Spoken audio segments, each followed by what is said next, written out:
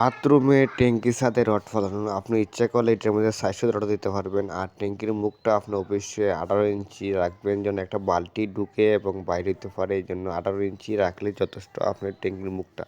আর অবশ্যই আপনারা যে ট্যাঙ্কির ঢালাইটা দিবেন একটু ৫ ইঞ্চি দিবেন, আর রডগুলো একটু ঘন থাকতে দিবেন। ৪ ইঞ্চি পর যদি রড থাকে এক জালি রড, এক জালি রড দিলে সমস্যা না, যেহেতু আমার গাতিংটা ১০ ইঞ্চি আছে আমি এক জালি রড দিয়া কাজটা করলাম। আমি ৪ ইঞ্চি পর রড দিলাম, দিয়ে আমি এটার মধ্যে ডালাই দিব, ৫ ইঞ্চি ডালাই দিব। এটার উপরে ইচ্ছা করলে আপনার একটা বাথরুমও করা যাবে, কোনো সমস্যা নাই।